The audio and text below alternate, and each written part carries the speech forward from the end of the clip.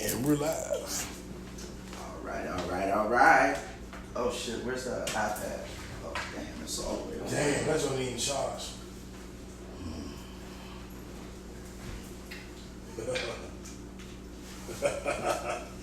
Yeah. Put it on the charger. Oh damn, yeah, it's dead. Yeah. Alright, well, we'll get you sharing as soon as that turns on. Yeah, they'll all get it tomorrow morning. It is what it is. We're good. Let's get it, man. Hi, man. Well, you can still share, right? Oh, you said what's going on? Oh, no, it's not. All right. Well, welcome to a pod named Kickback, motherfuckers. It's a pod named Kickback, dog. It's like a Tribe Called Question. Say it all together. Man, all right. Welcome to a pod named Kickback, also known as the Black CNN, and the revolution will be televised. I'm No Breaks New, the righteous ratchet. The righteous ratchet. The righteous ratchet. Say it one more time. I don't think they heard you. The righteous ratchet. If you throw it, I'll catch it. If you got it, I'll match it.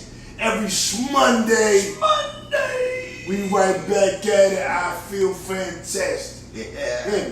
Yeah, what's up, y'all? It's JB Frank. I'm that gangster geek representing NWA, Nerds with Attitude. Happy Monday, everybody. Happy Monday.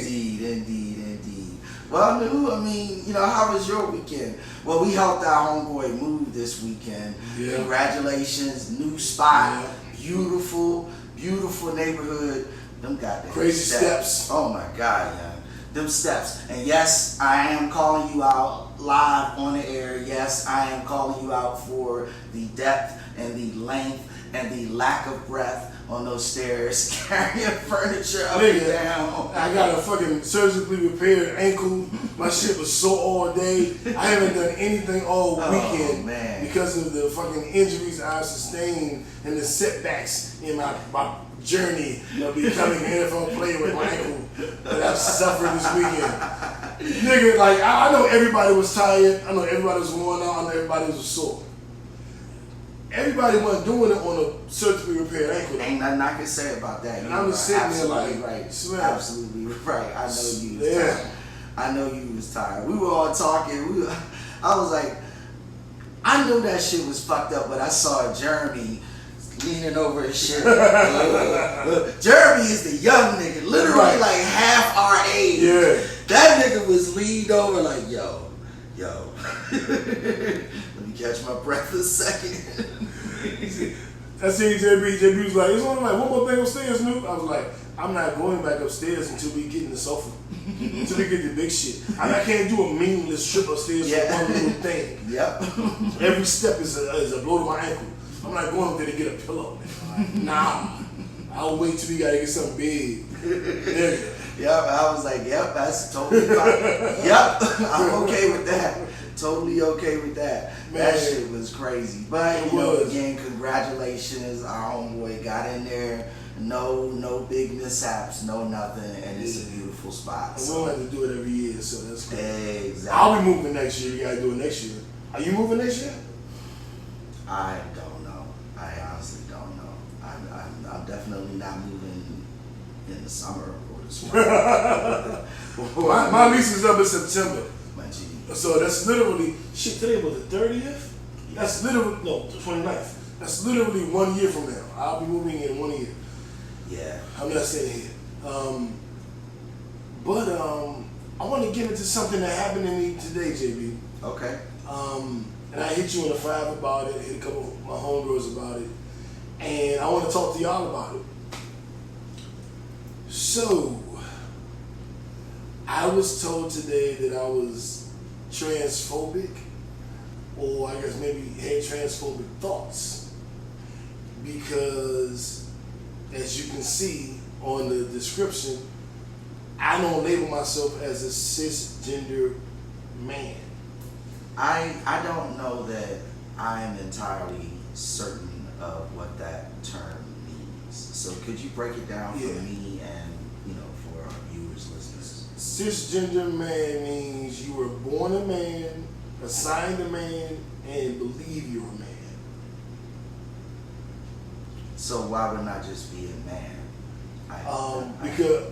Because you could be born a woman, assigned a woman, but believe you're a man, and then have an operation and become a man.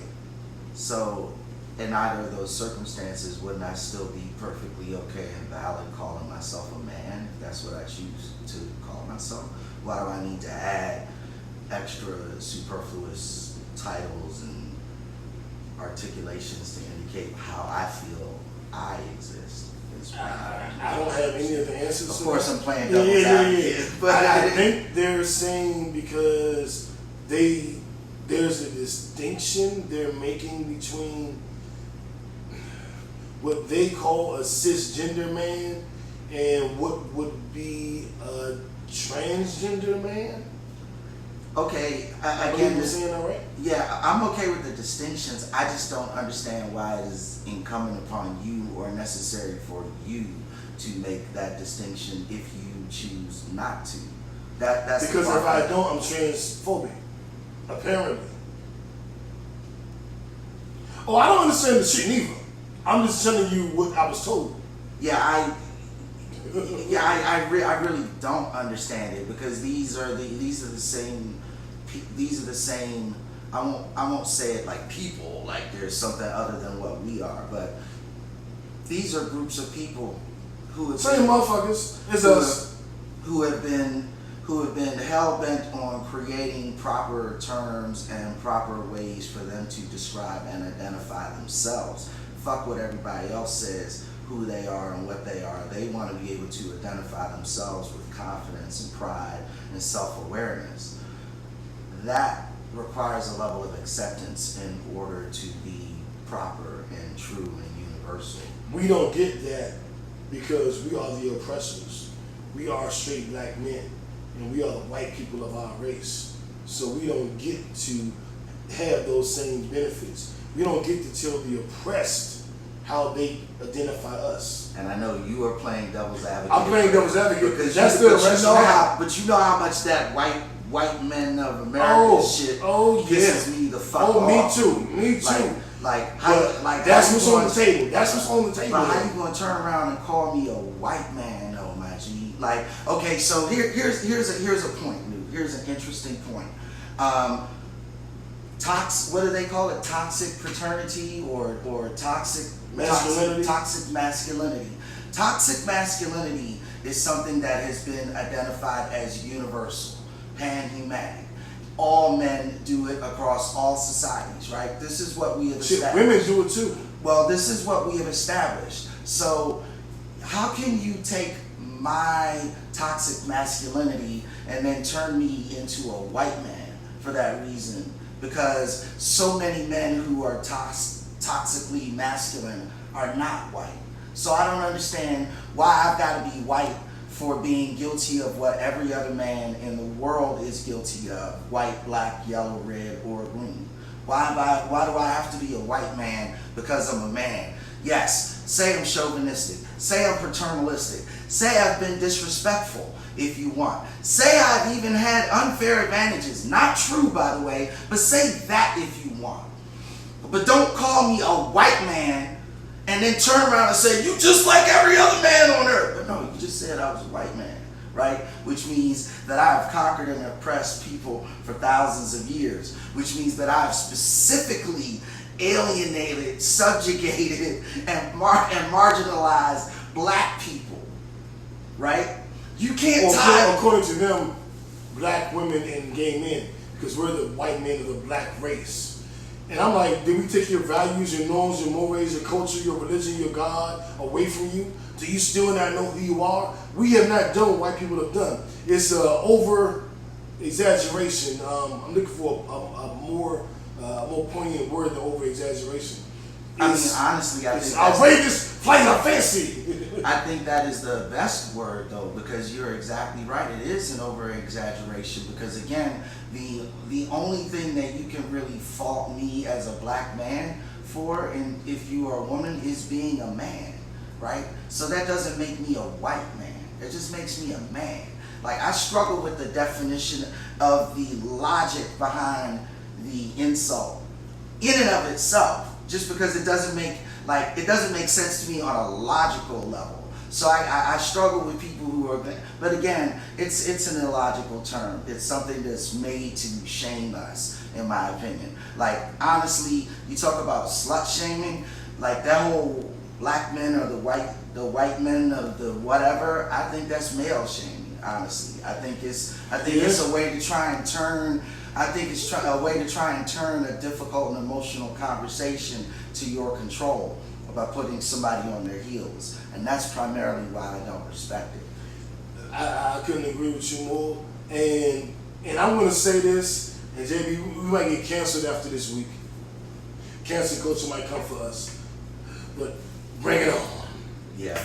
Take all 2,000 of our viewers every week. Fuck you. Good luck with that. Them motherfuckers are saying now that they are more oppressed, like gay people are more oppressed, trans people are more oppressed, black women are more oppressed than black men. Let me tell you something to the LGBTQ community.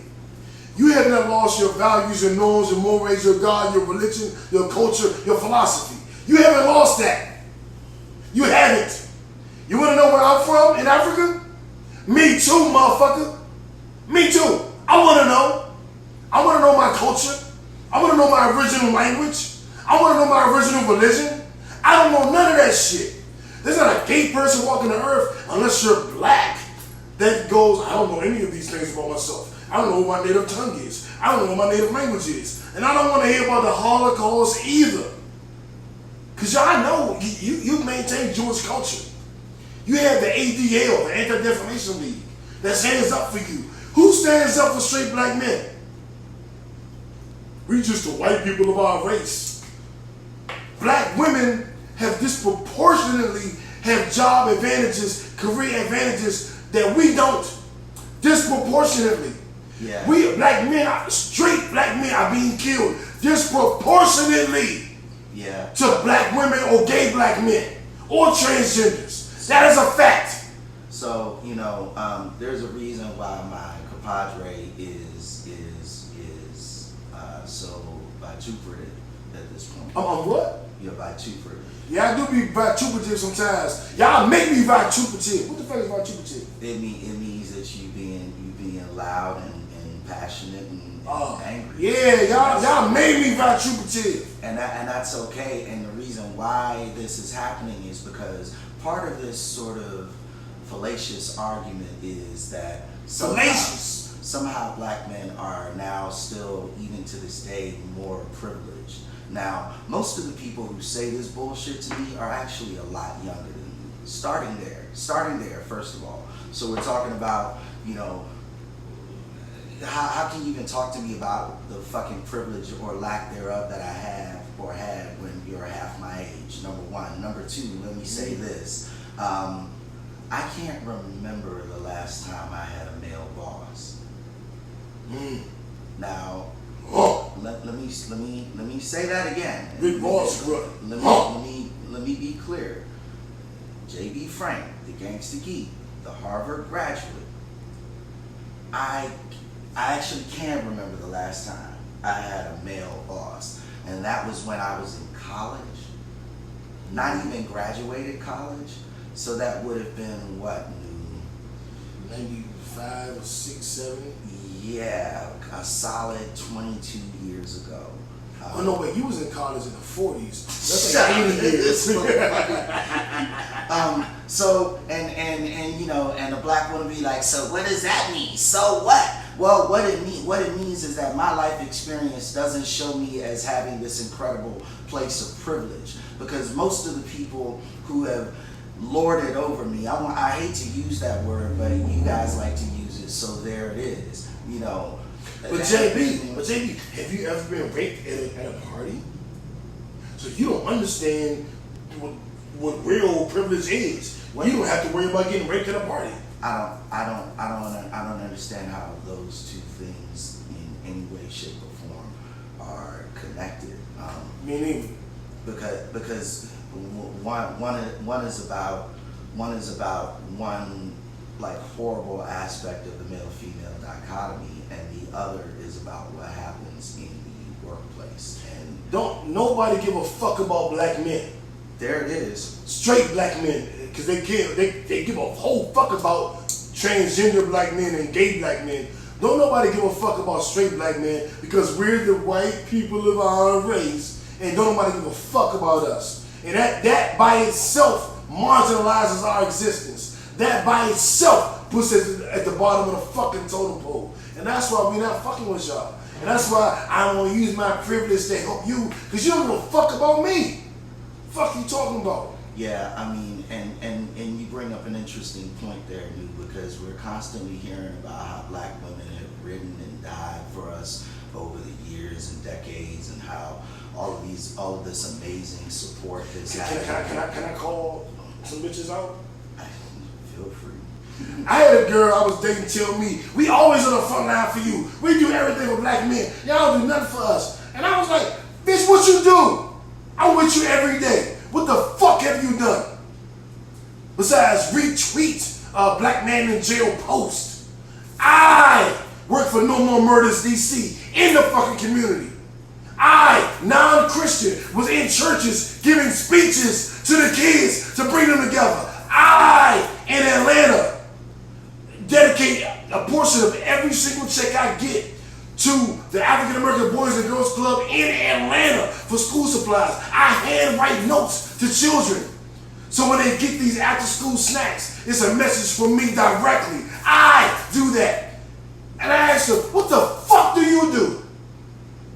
Besides retweet some shit. Retweet free Freddie Gray, free so-and-so. What do you do? And she was like, well, since I haven't done any of those things, I guess I can't talk. No, you can talk, but don't talk like you're doing something. Don't stand on the shoulders of your ancestors, the generation before you that did actually do some fucking work.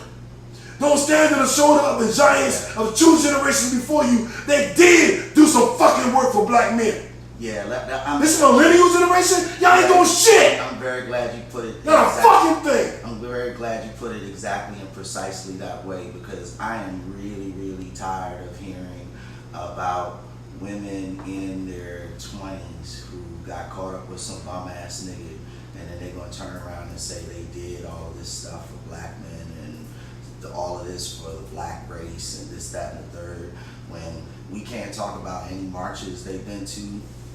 We can't even talk about any letters or any congressmen they've written. Any babysitting. They ain't do shit. They just out there having hot girl summers living their best life. Fuck on my face with that bullshit. Yeah. So you know, obviously, this is a tough topic, because I think a lot of times people are trying to bully you into being politically correct, and what they're losing is their sensitivity and their empathy when they do that. When you try and bully me into using terms about me, then let's just call that what it is. You're not some sort of social activist. You're a fucking bully. Like you're trying to turn me into something that I don't want to turn into. You're basically doing what you complain everyone else is doing. And here's the fun part, New. A lot of this, oh, well, you're a homophobic and you're a transphobic and this, that, and the third. Trans people aren't telling me that. It's angry women who are tangentially involved in that community who are telling me that. You know, you ate a couple of big bitches' pussies one night when you got drunk, and all of a sudden you're down with the LGBTQI community, and you can tell me how to label myself. Like, the fuck are we talking about right now? You know, and it's that lack of depth that is the problem. Check out the post. Yeah, I got you. And that's what frustrates me. And if I'm coming off as like, ooh, he's so angry, I am a little angry. I'm gonna keep it 100, but I'm not angry at people. I'm not angry at the transgender community or the LGBTQ community, LGBTQI community. I'm angry at people that are judging me based on how I interpret it. Like you're determining my support. You're labeling my support. You're labeling what I believe, and you're taking it from I support you, I'm riding with you, but I'm not gonna call myself cisgender. It's like, oh, you not with us, motherfucker. Have I told you what to call yourself? Exactly. Have I called you out of what you want to be referred to as? Exactly. Now, if I did that, if I called you by the wrong pronoun out of disrespect, then get me. I'm wrong.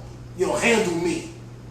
But I don't even believe in the fact that you can change gender. I don't believe it. But I would respect your choice to do it. Yep. And I will shut the fuck up about it. Yep. And I will support your right to do it against my personal belief. Just like with abortion. I'm against abortion. Yep. I'm pro-choice. We talked about that. Because it ain't about me. Yep. I'm very insignificant in this. We know what I am. So I ain't got to fight for my right. I'll fight for your right. But you're not going to tell me what I got to call myself. And you're not going to judge me because of how I choose to identify. Mm-hmm. I'm 43 motherfucking years old. Mm-hmm. I ain't been just a regular man all of my fucking life. You're not going to give me your extra title because you want to. I will respect your title for yourself because I love you and I'm in a fight with you. Despite my harsh responses and pretense tonight, I love you and I'm in the fight with you. And I'm on the side of justice. Well, you're not going to change me. And like, even with the civil rights movement, we did a civil rights movement, who benefited the most? White women. How the fuck they hijack our movement? Civil rights was about rights for people of color, and white women benefited the most. I know my history, historicity. I look at it, I study it, I examine it. I know what you youngsters are trying to do. I know what you 20-something-year-old fucking millennials who don't have a fucking clue what's going on are trying to do. And you will not change me, how I view myself. I will respect all of the changes you make to yourselves. Because that's you. Yep. You're not going to change how I feel about me. I remember motherfucker comedian said, Cat Williams, like, self-esteem, how the fuck that make you feel bad? Self-esteem, that's how you feel about you. Bitch, how I change how you feel about you. You can't change how I feel about me. I'm a man. Yeah. If I can move, just transition briefly, because these points are really, really important. But I like to lighten things up a little bit at this point, man, because we could talk about this subject all night. You feel me? So let's move on. This one is great. It's our icebreaker of the day. Talking about our homeboy Samuel Jackson. Samuel Jackson has just been contracted as the first celebrity voice that will be released on the Alexa's, celebrity voice platform, right? So what this means is that you will have the ability to purchase Sam Jackson's voice and install it on your Alexa, so that when she responds to commands or whatever, it'll be Sam, and motherfucker. right. I don't know that they're gonna do all of the cussing and shit. That would be dope if they did. That would be hilarious. But dude, like I said, JB saved y'all.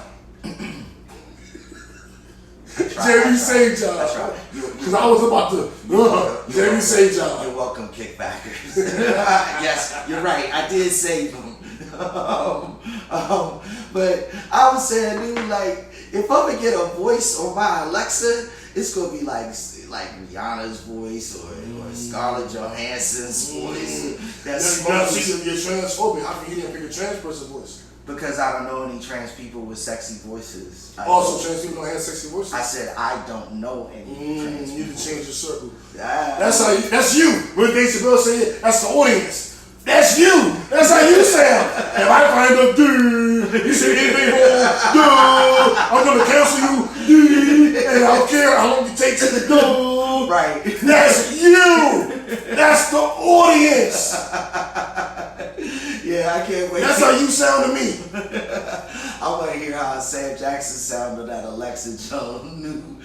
Yeah, Alexa, turn off the lights. God damn it, I'm turning them off. Let's fuck with niggas who got Alexa. Alexa, play a pod named Kickback. Hey. So anybody got Alexa in their house, let's see what started. And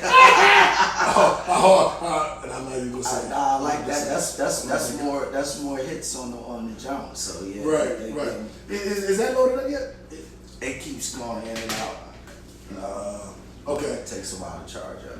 All right. Well, just moving forward a little bit. Mm-hmm. You guys. So we talked about one of our viral stories, which is Sam Jackson being on Alexa. What else we got for him, JB? Well, I mean, you kind of beefed up on the Gangsta Geek, aspects of the show this week. Yeah. So, a very interesting article was released. Several scientific organizations have now said that the bee, meaning the common honeybee, is the most important living organism on the planet right now. Now, is that straight, gay, transgender? What is the bee? This guy. It must not be black because it's straight. Because don't nobody give a fuck about straight black men. Well, the unfortunate part, New, is that for decades nobody has really given a fuck about bees. We are symbolic to bees. We are the killer bees. RZA and Wu-Tang said we the killer bees. They was right. Maybe so, New, because people don't understand what bees do to our overall ecology and our overall environment. Something like 70% of the flora and fauna on Earth are dependent in some way on bees in their ecology. Let me say that again. 70% of the flora, meaning the living plants and fauna, the living animals on Earth, are reliant on bees in a part of their ecology, meaning bees need to be somewhere inside of their food chain, right? Here's where they are. That pollination. Exactly, Lou. Exactly. Here's where they're important to us, because they pollinate all of our plants, all of our edible plants right now, even the agricultural plants right now. They still do that, right? You plant seeds outside and it's a garden, and oh yay, look at how wonderful, what a big part of why that garden is happening.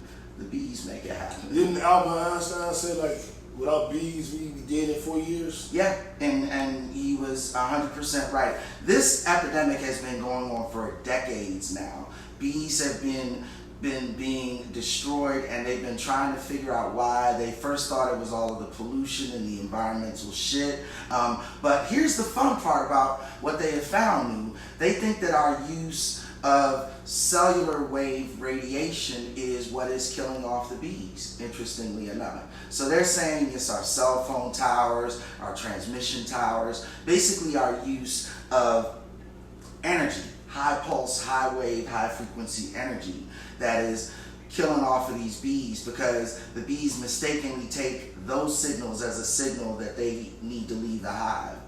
So then you got thousands of bees, and this happens around cell phone towers and other places, but as that expands, it gets worse and worse and worse, and scarier and scarier and scarier. So how do we fix it? Very good question. Like, do we get rid of our cell phones? Well, there are, so pollution does factor into it.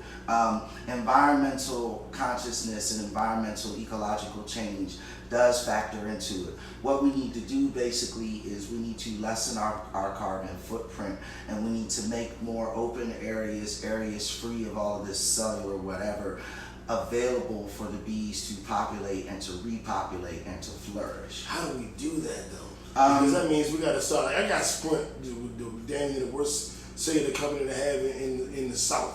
Well, no, it's a matter of preservation. This isn't. It's going to sound weird, but this isn't the first time that a population has been severely endangered. and we've actually saved it from the brink. The perfect example is the buffalo. Buffaloes were almost extinct going into the middle of this century. We created wildlife preserves. We protected certain species of the buffalo. We created open tracts of land for them to be able to roam freely on. This is why they were being. Why the buffalo and the tiger? That's what I don't understand. Like why? Like what was going on with them specifically? I'm not saying you should know. I'm just wondering. Well, honestly, tigers are suffering from extinction or endangerment in countries where we don't have the environmental control that we do in the United States. So cockroaches everywhere. Cockroaches are everywhere. Bullshit. That's some bullshit, baby. Why not the tiger, right? Why not the feminists? Can we run out of them? Yeah. We getting canceled this week, JB. Just so you know, we should just put getting canceled. A wildlife preserve. We'll create. They're canceling our show this week. I want you to be fully aware. We're gonna have a feminist preserve out in Yellowstone Park and let them all just. Yep. and they canceling our show. I just don't want you to be surprised next week when we don't have a show. Oh man, they ain't canceling our show, man. We good. Sometimes us niggas just gotta speak our mind, man. Speaking of speak our mind, our other just went viral story. Nick Cannon on dating. Basically, he did an interview and he said that he's not interested in marriage anymore. He's not. Nope. I'm good. You know, I'm just gonna be out here doing my thing, and yeah, you know. He's interested in monogamy, not just dating. Well, okay. He's interested in monogamy. Yeah. I watched the interview. He said it a couple times. He said it once with the ladies from the Real TV show, which I haven't paid no attention to, JB. But remember the View? Yep. There's a woman's TV show called The Real with all women of color. Tamara Mowry, one of the twins, Tamara. Mm-hmm. Lonnie, African American woman who's a comedian. Adrienne Bailon, who was in 3LW. Mm-hmm. Take it, whatever the fuck that song was. And Jeannie Ma, who's Asian woman, dating Jesus. Yeah. And they what do you call it? They talked about they were on Nick Cannon's show when their new season started, season 6. Congratulations to you ladies, love you. I have been watching it since I found out Gigi dated one of them. That's when they got on my radar. So I like the show. I mean, it's cool to me. Whatever, you know. It's women of color. I'm gonna love women of color on the show. Of course. I love it. I mean, sounds good to me. Sounds great to me. They talk about sex a lot too. But they were saying during that interview, he was saying like, I'm gonna be single. I'm not gonna. I don't practice monogamy. It don't work. You know, I've always failed at it, and I ain't gonna try no more. I'm just gonna do what I'm doing, and I tell ladies up front what I'm doing, and they can get with it or they cannot. And I'm like, that's polyamory. And polyamory, if you've been watching the show, you see that's something that I've been exploring. It's something that I've been looking into. It's something that I'm becoming well versed on. And I know that there are a lot of different polyamorous communities, and a lot of them operate totally different than the others. And like with anything else, it's very, very, very interesting because these communities, there's not one broad stroke of polyamory. Polyamory could be me and 2 women. It could be me, a woman, and a man. It could be me, 2 women, and 2 men. It could be a polycule, which would have several men and several women. We can all interact. We could not interact at fucking all. And I'm learning all of this now. And I'm not only am I not opposed to polyamory, I'm interested. So I'm looking into it, and I'm learning, and I'm navigating my way through it, and I'm seeing who fits into what, you know, my personal ideal of a relationship, my vision of a relationship has been totally torn down from 2018 to 2019. So I am technically redefining what I think it means and what I think it looks like. I had no idea what a healthy relationship looks like in 2019. So I am totally open to any prospect that would lend itself to me being heterosexual. Well, if I explain that properly. Yeah, I think you put that very precisely, actually, and precisely I think is the perfect word, because you were very, very careful to be respectful yet honest and clear. You know, so allow me to try and do the same. I don't understand the whole polyamory life or environment in any way, shape, or form.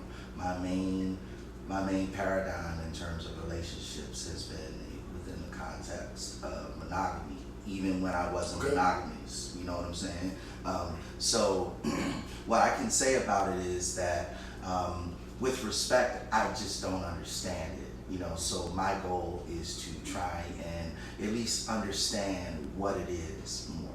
And that's not necessarily an indication of interest or, you know, like I want to get involved. But at a minimum, I just want to be knowledgeable enough to avoid being disrespectful. You know what I'm saying? Boom. Let's do this. And I'm not the expert, so I don't want to service that, but I'll service somebody who's at least studying. Mm-hmm. What don't you understand? So one of the questions that I have, New, is just how it relates specifically. There we go. We in business. So bear with me just 1 second, y'all. So one of the things that I don't understand, New, is how some of the traditional family constructs work inside of a polyamorous relationship or a polyamorous family, if you will. So, you know, how, you know, specifically speaking, like, you know, who handles life insurance for the children, who takes over legal guardianship on the male-female side. And again, these aren't things that would preclude a relationship, but they need to get settled before we start talking about life partnership. You feel me? Yeah, and that would be different depending on your specific dynamic. Mm-hmm. So if it's you and two women, you know, there's an answer to that. If it's you, a man and one woman, there's an answer to that. If it's you, 3 women and 1 man, other man, there's an answer to that. If it's you and 10 women, it's an answer to that. If it's a woman with 10 men, it's an answer to that. So you kind of have to, you know, speak to a specific dynamic. There's no cookie cutter answer. Yeah, that's fair. And that's the answer. Yeah, I think that's a perfect answer. Though. Yeah, that's fair. But there is an answer though. There's an answer to there's an answer to every question. Mm-hmm. Because people that are polyamorous aren't all of a sudden stupid. Yeah. They're not all of a sudden irresponsible. Absolutely. They're not all of a sudden less thoughtful than you. Yeah. It's just how they choose to handle their romantic life. Yeah. And so those things, who handles it when it's a man and a woman? Well, the man and the woman, the man and the woman do. Who handles it when it's 2 men? I guess the 2 men do. Who handles it when it's 2 women? Yeah, I guess the 2 women do. So who handles it when it's polyamorous? Well, I guess all of them do. Yeah. There you go. Hey, I feel like I earned 100 points in the poly community for answering that question. Well, I mean, yeah, you know, it's one of the first questions that pops to mind amongst many, but you know, these are the kinds of conversations that I want to have. And again, the goal isn't to be disrespectful by any stretch of the imagination. The goal is just to try and understand more so that I can relate better. You feel me? Yeah, and I do feel you, JB, because I know your heart, and I know that's not where you at. I know you're not trying to be disrespectful, and I know you have no intention on that. But you know, it is interesting that you wonder what that dynamic is. Do you wonder what it is with gay people? You know, 2 women? Do you wonder what it is with 2 men? Like, why do you wonder what it is in a polyamorous situation? Why is that the situation where you wonder? Well, okay, I'm glad you brought that up, New, because with homosexual relationships, You know, I have a much greater familiarity with what that is, because it was a big part of their movement for gay rights, the right to be able to be recognized as a partnership under law. Now, the big reason why they fought so hard for that is because creating legal familial partnerships is a huge part to wealth building as it exists in the United States. You know, the moment you get married, you expect to see another, well, for me, I don't know what it is for everyone, but I saw another $6,000 back on my tax return that very next year. You know, all I did was get married. I'm not talking about, you know, the whole love thing or any of that, you know, because again, I'm not going to assume polyamorous people are stupid. So I know they've got the relationship part figured out. In fact, hell, that's why they're doing what they're doing. I know they know how to care for a child and rear a child and raise a child. You know, I'm not going to say that them being polyamorous and me not understanding it means that they don't know how to do that. That's not where I'm going at all. I'm looking at certain, you know, legal things like that and how those things work. And again, bringing up your example of homosexuals, I know how that works because I know how they fought for it, and I know what the end result was. So I know what they do to make that work. They fought to get married, and they get married. You know, so that's how they handle those things. Within the context of polyamory, I just don't entirely know how that works. You know. Well, it hasn't. I guess for any movement, that is mainstream fresh. I'll put it that way. Mm-hmm. There's struggles, but as far as who takes care of children, that's not going to change. As far as how the children are provided for, that's not going to change. You know, whether it's straight, gay, polyamorous, whatever, the things that are in place are the things that are in place. If you're the father of the children and you have medical insurance, then the children are fine. That's not a question to be asked, in my opinion. Like, duh, who does it? If you're the father and you don't have a job, but the mother has medical insurance, duh, then the children are on her insurance. Well, yeah,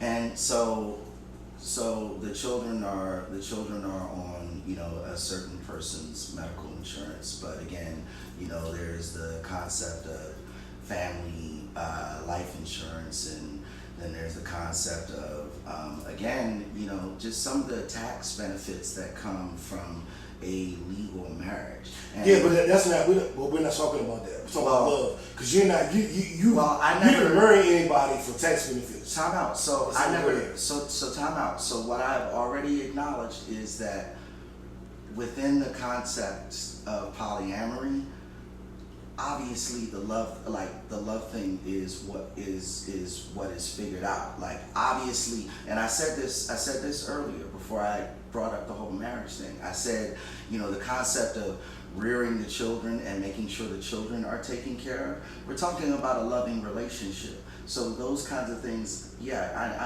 I know. So yeah, you're saying what you're saying.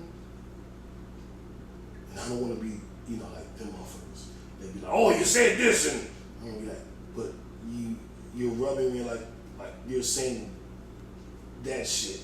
Well, okay, and I don't want to do that at all. Because at the end of the day, if you were in love with a woman and there was no tax benefit in it, you don't give a fuck. If you were in love with a man, there's no tax benefit, you don't give a fuck. So don't bring that shit to this. You know what I'm saying? It's about who you love. Because you might not even marry the person. Well, like, there are people who've been married and say, I'll never get married again. They're not worried about a tax benefit. They are not. Make that the most important. Like, I know. Well, and again, I never said that. You know, again, I'm not a part of the poly community, so these aren't questions that are like burning in my head and I need to get answers today. These are just things that I'm thinking of. So well, I'm not trying to. I think everybody's thinking of it. I'm speaking to how you're saying it, and I'm having a moment right now because I know how people attack me when I say something they don't agree with, and I'm like, that's not what I meant. Like, well, how do you take that? And then I found myself being offended by what you're saying. And I'm like, but man, that's not what he meant. And I'm trying to be not them, but beneath. You know what I'm saying? Yeah. But I also want you to know how you're saying it. So I'm in the middle. I'm not accusing you of anything. Yeah. So for the record, I'm not accusing JB of saying anything bad. I am merely. I'm trying to get us to a point where I understand what he really means and he's articulating it properly. I know this nigga 30 years. He's not shitting on nothing. He's asking questions and trying to figure things out. However, I want to make sure in doing that, it's not offensive. But yeah. I know your heart, so I know you're not being offensive. Like, yeah. I don't have no question about that. Yeah, and again, the goal is not to be offensive at all. And I guess maybe the simplest way I can say it is this. My questions related to polyandry are going to sound somewhat infantile. Infantile is the word.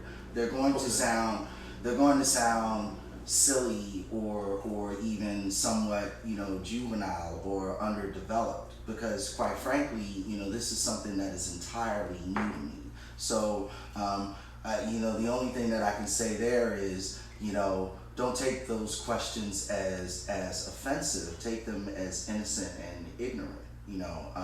Almost like when a little white child walks up to you, maybe she's from Arizona somewhere, never seen a black person before. Why is your skin so brown? Yeah, you know what I'm saying? Yeah. That's the way I'm kind of. I want to kind of. Yeah, but what I want you to look at, and tell me if I'm doing this. You know what I don't like.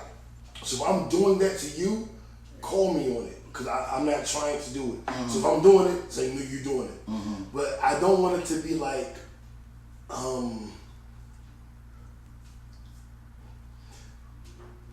My skin's white and yours is brown, and I don't know how to do your skin, so I'm just gonna. I'd rather just have white skin. Like that's kind of how you sound. That's how I think you. And that's not how you sound, because I'm not gonna put that on you, because you didn't say that. I'm gonna say that's how I took it, and correct me, because I know you, so I know you not. I don't have no question. So, but I'm just saying how it sounds to me. Okay. And that's the only thing I caution you on, is it's like, well, my skin doesn't need sun, so why does your skin need it? And that's kind of how it sounded to me. And I know my gut you're not saying that, so I'm trying to get us on the same page with me and with people that's watching. Yeah. And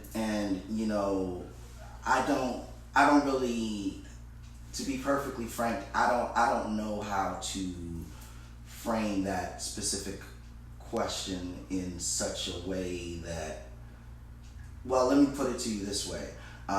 If what I said before came off that way, number one, that was not my intent. You've already established that. But more importantly, I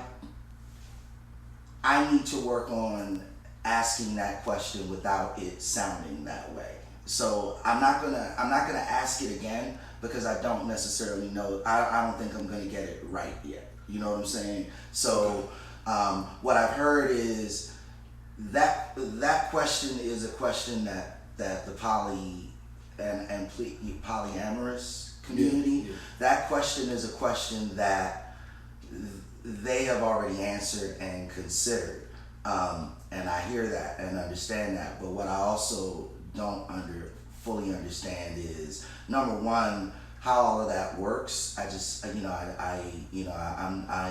haven't studied enough. I haven't talked to enough people yet. And I would say in that regard, like, it doesn't matter how it works, because if you say, how does it work, with a man and a woman don't have a job and the man got a job, how does that work, JB? Well, how you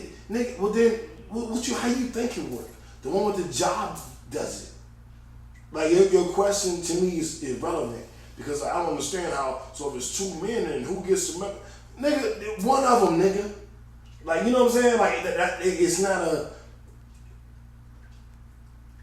Well, okay. It doesn't. The question doesn't make sense to me. So because so here's why I ask it, because you had actually brought up earlier that you don't marry a woman for the tax breaks or the benefits, the benefits in the eyes of the government, or all of those things. And see, my position on that would be that, yeah, you actually do, because you marry the woman for love, but you make it official for that is a big part.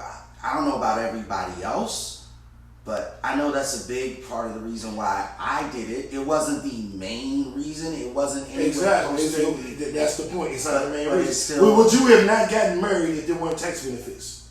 Would you? When you get married, those advantages, those benefits are made available for you. So within the context of creating a life partnership, it makes financial sense to get married. But niggas get married. A man will get married to a woman who broke. A woman will get married to a man who ain't shit. Like that. That's not a real consideration. But now you're making it one. But it's not really a consideration, because like this. Let's say I have two women.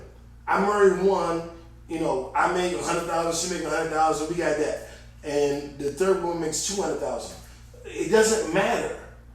Now, me and her aren't technically married, her and her aren't technically married, but the money that we all bring in is $400,000 a year.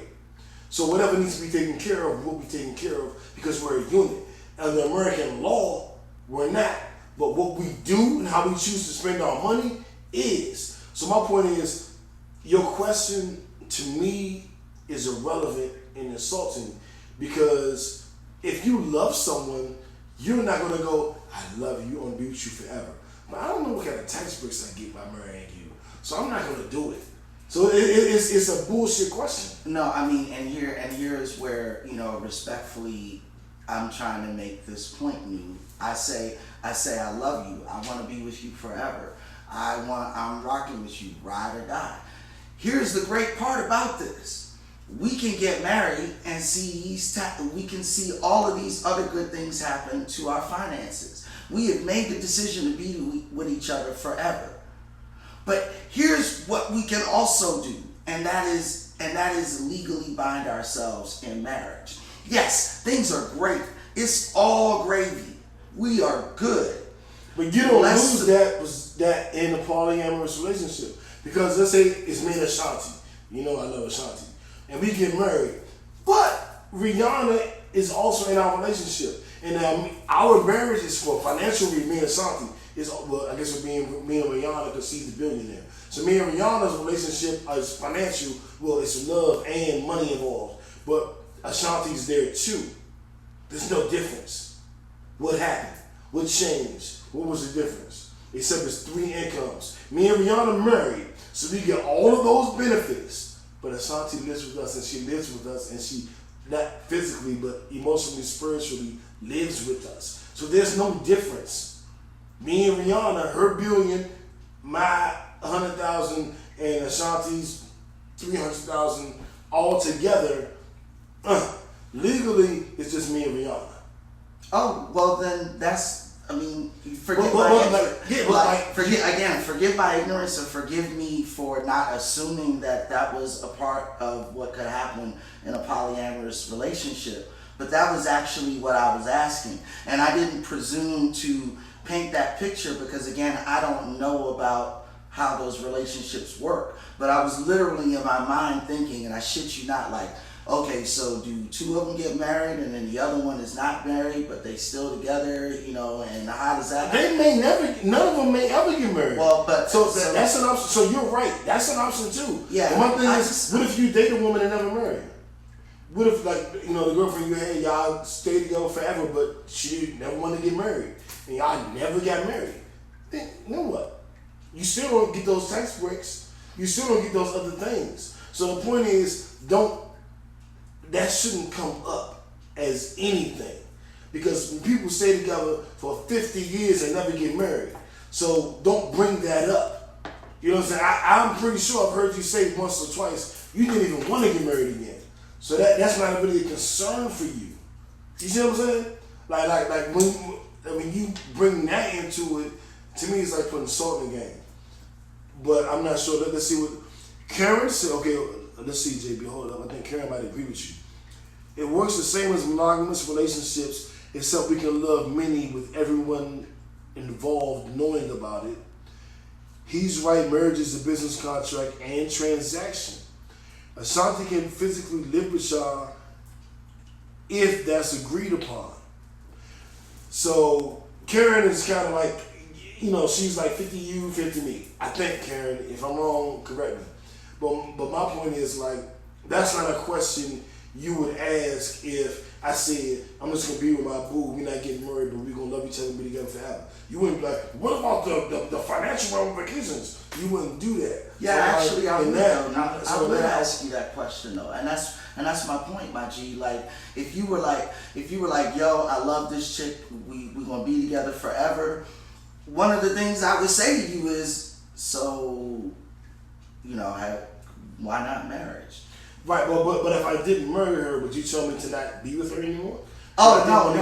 I know, and that's my point. Okay, that's my point. Well, let me. Because you made it like that was a deal breaker. Like, polyamory seemed cool, yeah, but you don't get the tax breaks, so I ain't gonna do it. Well, I never said I am not gonna do it because of no tax breaks. I think that might have been something that you got from what I said, but I never said that. Okay. I wasn't going to marry. That's fair. That's fair. I'm around with you. Yeah. So I got the answer to the question then, and and with respect, like I think this is how these conversations need to happen. I agree. Because my answer isn't the answer. Absolutely. So someone else might say, we not getting married, not one, not two, not nobody, and we just going to chill. Mm-hmm. And that's their answer. And somebody else might be like, we're going to go to Nevada and whatever the fuck. You know what I'm saying? So my answer isn't the answer because I am still a newbie. Mm-hmm. So don't get me talking like the authority. Oh yeah. I'm just trying to show. Yeah. And respectfully, again, the goal is never to step on anybody's toes or beliefs. So it's important to be sensitive when you have these, like when people are like, yeah, my car doesn't yell like that. Keep talking, JB. Yeah, and again, it's important on both sides for people to be respectful when you have these conversations. When you get a hint or a whiff that you have offended somebody, that doesn't necessarily mean you change your opinion. What it does mean is that you endeavor to state your opinion in a way that is inoffensive, because if you have respect for the person you talk to, it's not so much important specifically exactly what you said verbatim, it's what you mean and what you want to communicate. And this is my big brother, so I want y'all to motherfucker understand something. This is my big brother, so we might yell at each other, but whatever, nigga, you better not yell at him, motherfucker. This nigga always hugging on me. Whatever, yeah. But look at this shit. Karen said she has 3 mates and 2 of them are married. So in that situation, I'm going to try to say this right. Karen, you correct me. It could be husband and wife, they take care of their kids. Husband and wife, they take care of their kids. And then, boyfriend, and he does whatever he does. And she's involved in all those relationships. I'm sure that she contributes to some degree in all of those relationships, especially if they have kids. Yeah. There can be contribution. But there is a level of polyamory where nobody talks to each other. Yeah. I mean, so in that level of polyamory, she's totally out of it. Mm-hmm. She only deals with the person she's dating. Right. Doesn't deal with the family life, doesn't deal with anything else. So I guess that can be real too. But I guess it's levels to it. Yeah. It is no black and white answer. Very I think, would you agree? That's where we at right now? That's the conclusion? Yeah. There's no black and white. Every situation is different? Absolutely. I mean, again. Oh, she said I'm right. She said correct. So I finally, JB, for the first time in the history of a Pod Name Kickback, I got something right. I don't know if I say all that. What I will say is this, again, going back, like, these conversations these dialogues are important, and it's important for them to happen with respect. So more than anything about the answers to the questions. Say that again, JB. And when you have these types of dialogues, when you have these types of conversations, it is important for them to happen with respect. So what I actually learned from this conversation, more so than my whole thing about the family and marriage and all of that, what I actually learned is how to respectfully ask these questions of people who are involved in those situations, right? And I think that is an equally important lesson. You know what I'm saying? Like sometimes you have to tailor your language so as not to offend others, and that's not a horrible thing. You feel me? JB gave us the Schoolhouse Rock public informational guide, and he nailed it. He nailed it. Yeah. I put my Mr. Rogers hat on there. Children, it's important to express your feelings, but to do so in a respectful way. Anyway. Right. What else we got, JB? Speaking of disrespect, your Uncle Donald. Oh, Lord. JB's second Uncle Donald. Hey, y'all. I'm about to geek the fuck out.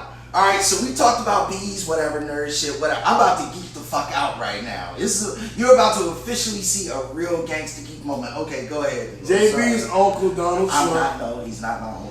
Orange 45 is not my uncle. First of all, go ahead, continue. Is at the mercy of, not at the mercy, but Nancy Pelosi has brought upon an impeachment of Donald Trump based on his phone, in large part his phone conversation with the president of the Ukraine, and how that implicates him in intimidation and bullying and conspiracy to cover up, I guess. And JB hit me like, "No, we gotta address this shit.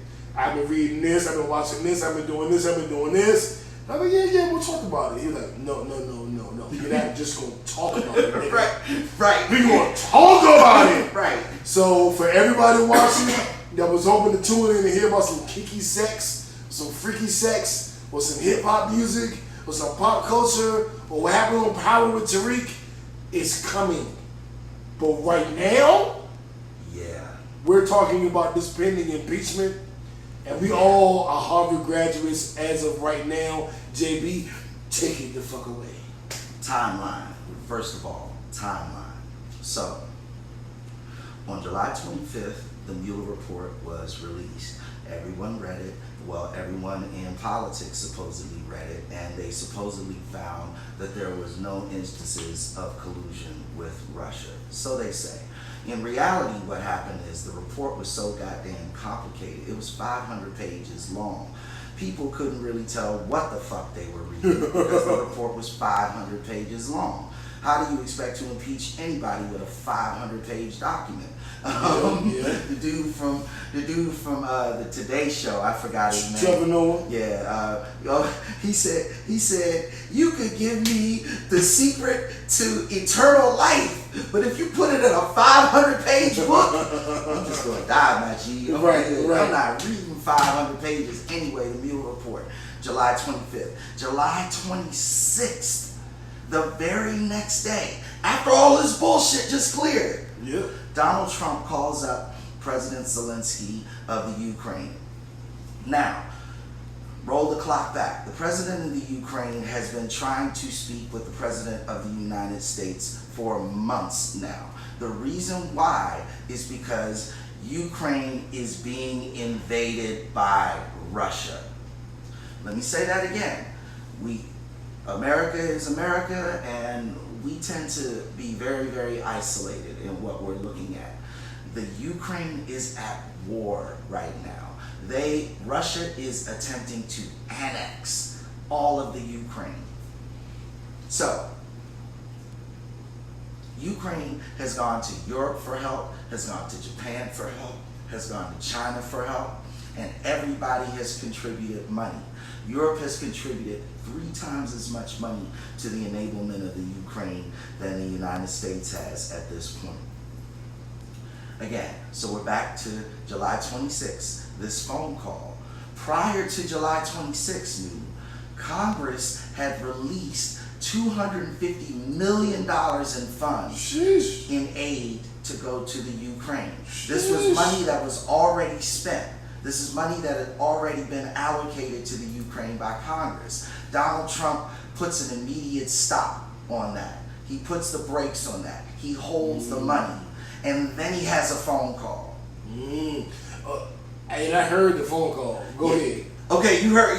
Oh yeah, baby. So, I heard it. Okay, so Slim Thug is on the phone talking to the Ukraine president, and Zelensky's like, Mr. President, we really thank you for your call. I mean, basically, he's kowtowing. He's begging for the money, right? So he's like, you know, I really love that our relationship is progressing, and we'd actually like to buy some more missiles. He hits him with a money proposal. We'd actually like to buy some more missiles. Yeah, missiles, whatever.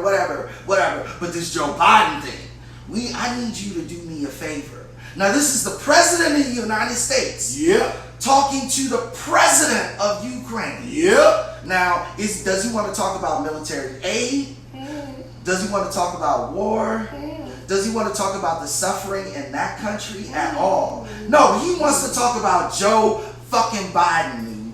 Right. And did you see what Trevor Noah broke down how that conversation went? So for you guys, I'll add some comic relief here. And he's like, he put an episode of The Sopranos. Yep. And it was like, come here. Come here. Let me talk to you. You have a nice family and lovely kids, right? It would be horrible if something happened to them, right? So I don't want anything to happen to your kids or your family. But coincidentally, you know what you should do tomorrow? You should not show up for work. Right. Because if anything happens, they be trouble, anything happens to kids and family, and I would stay in front of that. But man, if you went to work tomorrow, woo. Yeah. I don't know. And that's what Trump did. Like, hey, I ain't saying you better do this. And Trump act like we can't decipher code. Thank you. Then when we on the show, and Jimmy be like, knew what you meant was water is clean, right? I be like, nah, Jimmy, that shit was dirty. Like, no, what you meant was water is clean, right? And I go, oh, yeah, water clean. And that's what Trump did. Am I right, Jamie? You're 1,000,000% right, and it is worse than that because the Ukraine president is clearly like. Right. But I gave a perfect analogy. I was talking to Jeremy in the car about this whole thing, and I said, okay, so let's say, Jeremy, that you asked me if you could borrow $5, right? And I was like, yeah, I got five for you, no problem. I was like, but you know what? I really need a clove right now. I could really, really use a clove right now. What would you do if that scenario was I'm giving the clove? Right, and that's exactly my point. In the back of your head, you're thinking, if I want this $5, this, like, none of us are stupid. Going back to your point, and Jeremy was like, "Well, damn, I never thought about that." And I'm like, I hope kickbackers that you understand that that's basically what happened. And here is the problem with that. That is illegal. That is unconstitutional.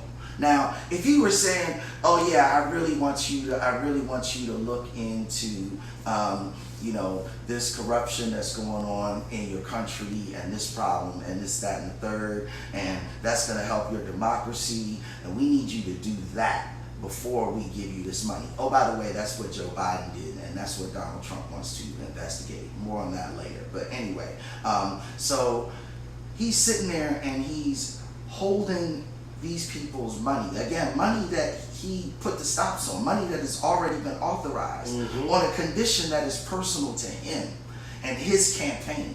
None of us are stupid. Who is the front runner in the Democratic Party right now? Joe Biden. Yeah, Joe Biden. Hey. So this happens on the on July 26th, okay? So now on September 9th, on September 9th, a whistleblower report is released by the Director of National Intelligence. Now, this whistleblower report has been deemed to be a real and credible threat to the principles of American democracy. Now, here's why. Because Donald Trump and his stupid ass crew have been doing this shit for years. They've been taking fuck ass conversations that Donald Trump has and been moving them to the double extra secret vault. Yeah. They've been doing this shit for years now, right? And again, Donald Trump likes to think that he's smarter than everybody in America, but this is yet again another one of these circumstances where he's not. Because this guy's like, oh yeah, here comes another transcript, here comes another phone call from Trump. And he's trying to make it super extra secret again. I better take a look again, you know. And then he heard this shit, and he was like, whoa, Because what you hear on the call is the president of the Ukraine being like, yeah, Mr. President, and we really want to get this. No. Biden. In win bubbles, how does it go? In win bantan bubbles, squandana la la. And over and over and over again. And so the whistleblower sent the report. It made its way to Congress. All of a sudden, magically, amazingly, on September 11th, the Ukraine gets their money. Again, we're stupid though, right? We don't know what's going on. Nancy Pelosi gets this report, and she starts an impeachment inquiry, what she calls. And what that means is that she is polling the other Democrats in Congress to see whether or not they would be willing to vote for impeachment. Okay. So here's what happened. Over the course of the next 2 weeks, this blew up all over TV, all over CNN, all over MSNBC. And for those of you who want to check the facts on everything that we've laid down right now, I'd encourage you to look for Fact Checker Ukraine Scandal. Let me say that again. Fact Checker Ukraine Scandal. This is a YouTube video. It lays out the whole timeline, and it's actually put out by the Washington Post. So it's credible, right? Okay. Now, you can look at that. You can also go to CNBC's European channel, and you can look up Ukraine Scandal Timeline. And they will lay out the whole timeline for you. In the course of digging through all of this information, I got to learn a lot more about a lot more fucked up shit Donald Trump has done. Because what they learned in this transcript, or when this transcript came out, is this guy doesn't just mention the Zelensky call. He's like, yeah, so then I started, after this shit, I was like, yo. So he's like, I went back, and he's like, there are a couple of other calls that are. This Tekashi 4-5. Oh, this is Tekashi 6'9". This is Tekashi 4'5". You got that right. This nigga's going in. Here's what else he said. He said 12 of the motherfuckers in the White House knew about it.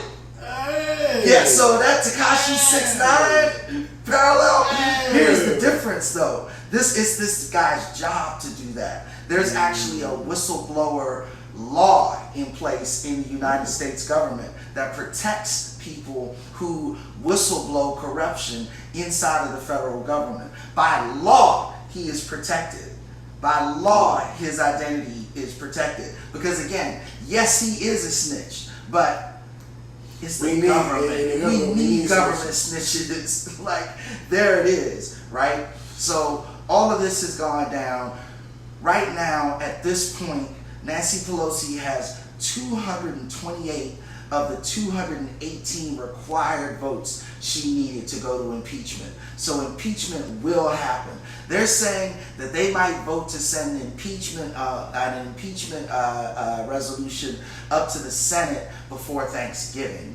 They are not playing. They have already subpoenaed the transcripts, all of the other calls. America, this is why this is so fucked up. Our president tried to shake down the president of another foreign country so that he could dig up dirt on his political opponent. Did you see the president of Ukraine in the oh my God! press conference? Never have I seen somebody bitched out like that.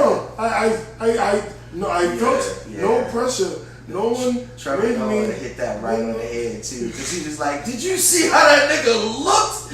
He looked like he was under more pressure than anybody in North America." Right. Yeah. And then Trump clarified it. What he said was, "I ain't do shit." So sit up straight, like you the king. So that's Donald Trump, and here's this dude. So I believe that what he told y'all was, "I ain't do shit." But I not push it. He told y'all it was no pressure. I not push it in any way. I not feel any threats from. We can get canceled. They will cancel our show. I'm sitting here like impersonated the original guy.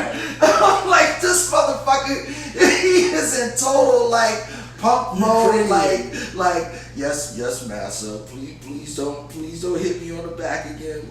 Please don't beat me. Right. This shit is going on national TV, y'all. And what makes this shit so horrible and so dangerous is that he's been doing this for years now, and now he's coming out and saying, "Oh yeah, I take information from Russia again." He said that out loud. I take information from Russia again. Yep. Said it out loud. National TV. Yep. NBC, CNN. That's your boy. You can look up the footage, people. JB Uncle. Fine. I'm just saying, JB. Come on, man. I'm just saying. Family tree. Nobody wins in the Family Feud. I think I've gone crazy enough on this one, New, because this shit is ridiculous. Just keep your eyes open again. Ukraine scandal timeline, Trump impeachment on YouTube. They will let everything out for you. Don't spend too much time on MSNBC because they go a little Democrat crazy. But CNN's running it. NBC is running it. Regular NBC is running it. CBS is running it. And you can see all of this shit on YouTube. What about the overseas channels? Yes, the BBC has shows on it. Okay. I just pointed out CNBC's British outlet that does a really, really nice timeline on the whole scandal. So yeah, there is international coverage you can check out as well. And my thing is, folks, let's just be informed about what the fuck is going on, and let's make sure that we write, speak out, email, influence our congressional leaders so that they do the right thing, which is impeach Donald Trump and remove him from the office. Oh, by the way, the Senate, the Republican Senate, voted unanimously to subpoena the transcription files for the calls, all of them, and the full whistleblower report. So they're taking it seriously too. We are in 20 second. What we call a rapid fire? We are in rapid fire right now. Gotta be now. So what the fuck story of the week is the shooting of Botham Jean, and the court trial is underway. The accuser, I don't remember her name exactly. Amber Geiger. Amber Geiger is she's been on the stand. She said that she's so sorry it happened. She wished it wouldn't have happened. She wished he had the gun. He had the gun instead of her, and she's so sorry. And no bitch, no, you're going to jail. That's all I gotta say about her. There it is. Moving on to our Donald Trump Shut Up Stupid Award, Orange 45 Award goes to Eddie Murphy, because Eddie Murphy is now jumping up and apologizing for the jokes that he told in Delirious and Raw, something that he did well over 30 years ago, and now because of all of this, everything that's going on with the different communities, he feels it necessary to apologize for something that he did when he was in his 20s 30 years ago, and it was a joke, so what the fuck. Yeah, it's a joke. You can be like, oh, I appreciate him apologizing, but I never heard Eddie Murphy say anything disrespectful to the gay community. I heard him make fun of them. I didn't hear anything disrespectful. He didn't say like, I want to kill them all, fuck the faggots. He never said that. He just made jokes about their mannerisms and how they talked. And, you know, it's a joke, bitch. So, I'm trying to get canceled, JB. It's a joke, bitch. Calm the fuck down. Shout out to Eddie Murphy. Shut the fuck up. Do your comedy and keep it fucking moving, man. Like, come on. It was a different world back then. Yeah. We've all done shit like that. Like, there's no reason to... Moving on. Exactly. Next. Exactly. Our Nipsey Hussle Grind and Shine Awards go to two important winners. Number one, Savannah State, the first historically black college or university to win the National Cheerleaders Championship. Hey! Shout out to the sisters. Yeah, shout out to our sisters. This is a huge historic moment. Shout out to them. We love you. We love you for all of that. Moving on, our second Nipsey Hussle Grind and Shine Award winner goes to this kid in Pennsylvania. I totally forgot his name and I apologize for that. But he ran for 702 yards and 10 touchdowns in a single game. One game. Young, I couldn't do that shit on Madden if I wanted to. I ain't gonna lie, back in my day, before I broke my ankle, I could do it. But I can't do it now, so we're gonna give him all the credit. Fuck does your ankle have to do with I couldn't do it then. Like, what? Okay. But those numbers are ridiculous, and shout out to him, shout out to his coach, shout out to his school, shout out to the state of Pennsylvania. It is history in the making. They made it to ESPN, and it was great. Well, 702 fucking yards in one game. So 10 touchdowns. This is like some Wilt Chamberlain shit though, because the final score of the game was 107 to 90. That's basketball numbers. This is a football game. Not even high school basketball. No, numbers. That's NBA basketball. Right. 107 to 90. The fuck was going on? Anyway, them defensive coaches need to be fired. Unfortunately, that is the answer. Our Netflix and chill, we got a couple things going on. Indeed. The Island on Netflix. It's only 7 episodes. They're 30-something minutes apiece. I watched it in 2 days, and it was a very, very good show. I would be livid if it doesn't come back until a year from now. Wow. It was that good, and it was that short. Okay. It was like a great quickie. Like a great quickie. Well, yeah. So we've also got another interesting turn with Netflix and Chill segment because the new Joker movie is coming out soon. But the government has been warning military personnel to be extra vigilant and be worried because there is a group called the incels. The incels are this underground group of, I don't even know what you want to call them, but they have been saying that they are going to terrorists. Yeah. Well, there it is. Is that a good thing? That works. Yeah, that works perfectly, especially if they're saying that they're going to start going and shooting up movie theaters in places where the Joker is filmed. Now, this scares me for 2 reasons. One, these crazy fuckers are out there talking about they're going to shoot up movie theaters because the Joker is this inspirational figure to them. So then you kill people. Okay. Anyway, number 2, now they're alerting military to be on high alert. So these are highly trained professional killers now going to movie theaters looking around for somebody to shoot.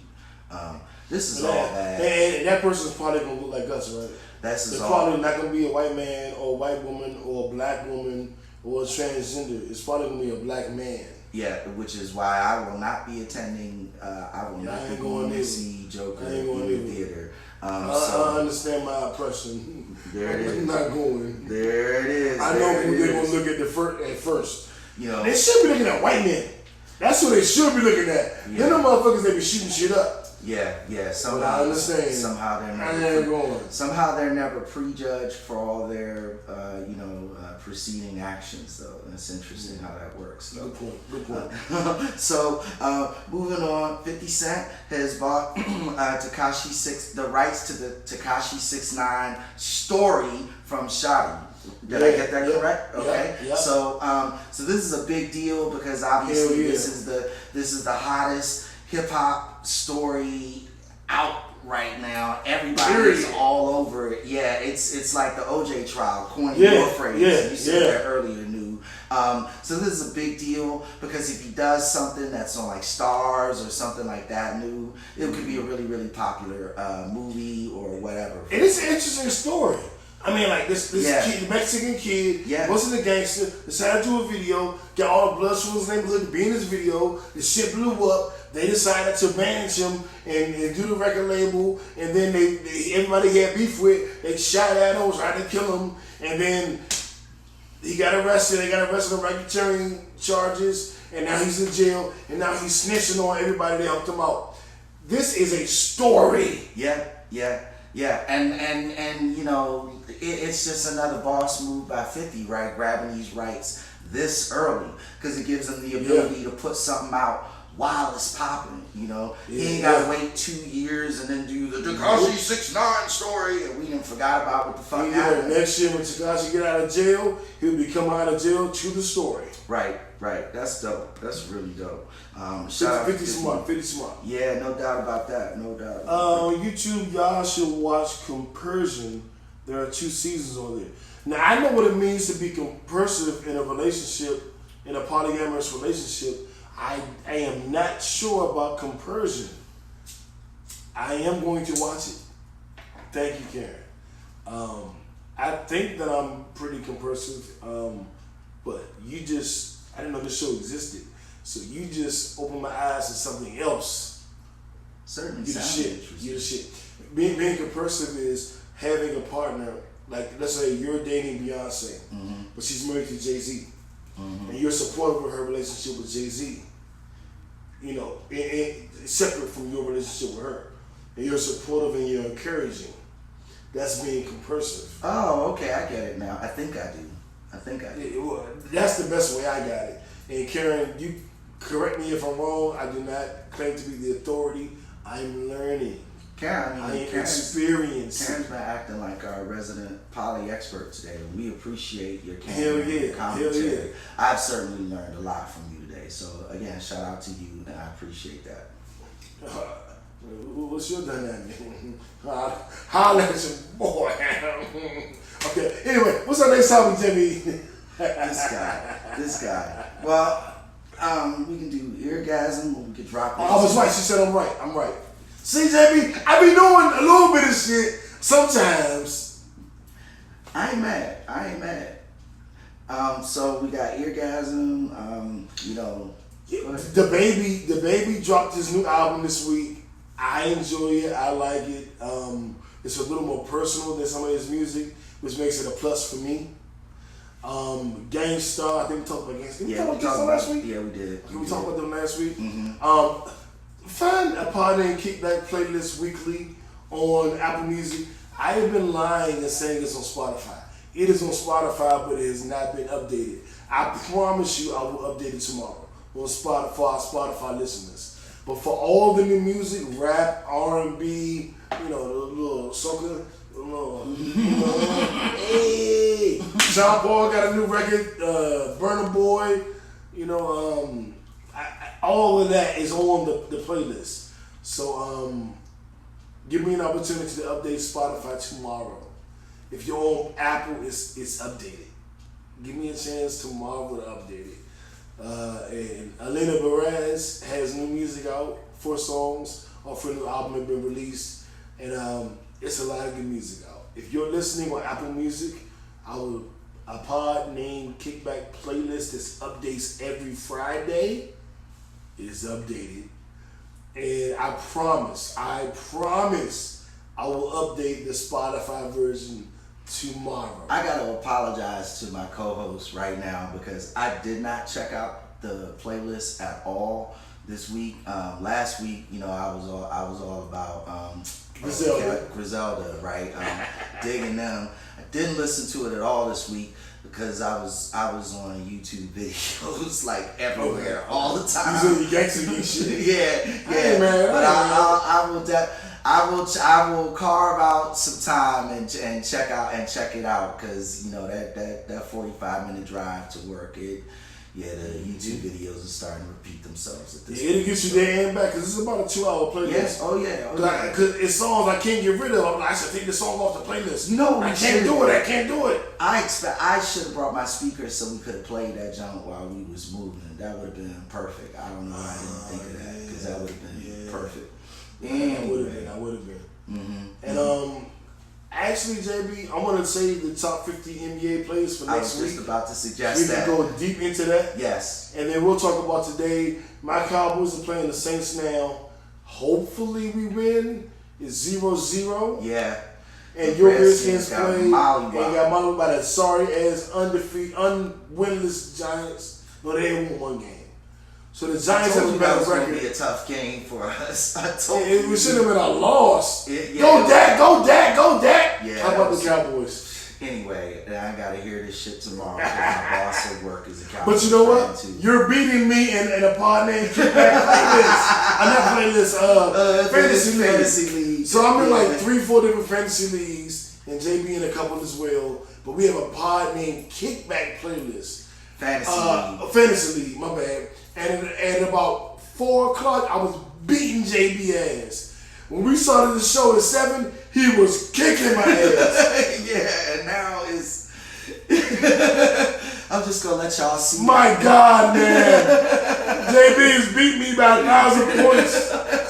I don't even know they can't see that shit at all. Look at how horrible that looks. Oh, yeah, that's it. But, yeah, I'm losing the fuck.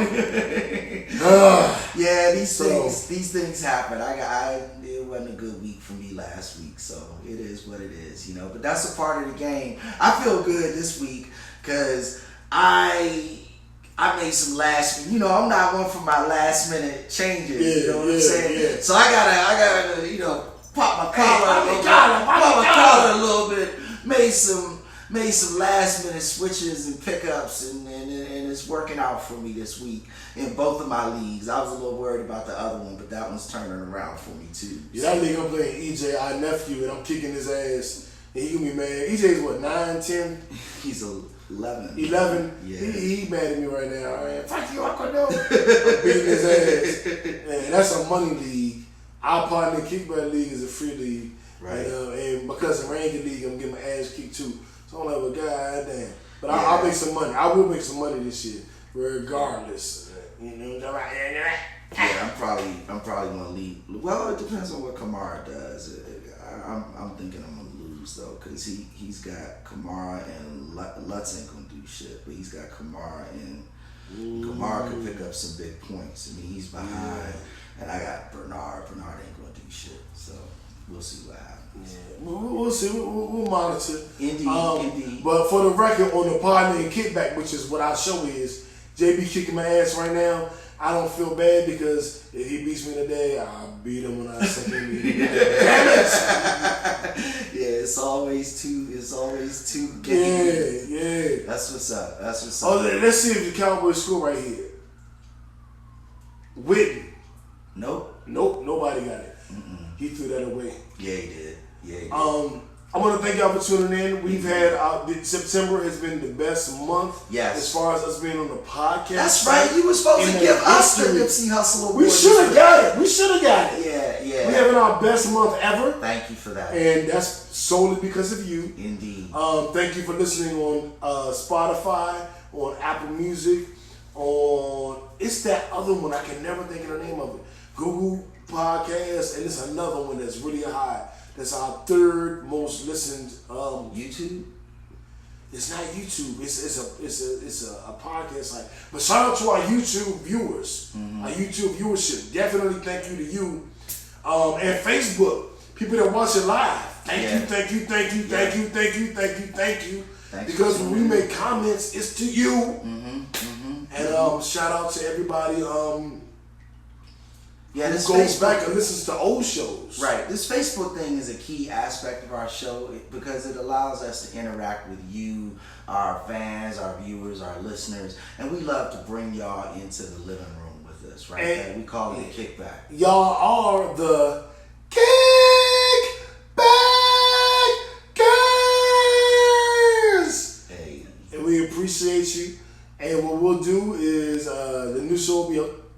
Monday. Thank you for tuning in. And we haven't had guests in a couple weeks. October might be different. We tried to do the time over September with no guests, and we did it. We didn't try to do it. We did it. So I wouldn't mind seeing a pretty face or two on the couch again. I got some sprinkles there. I got some sprinkles. There we go. Amanda gonna get us Jet Set, Jasmine, and King Noir. Okay. We're gonna get back into our sex talk. Because we kind of got away from that today. Yeah. But well, I mean, some important things that we needed to cover off, and sex is one of them sometimes. So, we definitely want to get back to that. Again, good night and God bless y'all. We love Pollyween. I will see you guys at Pollyween. Later. Uno. We out.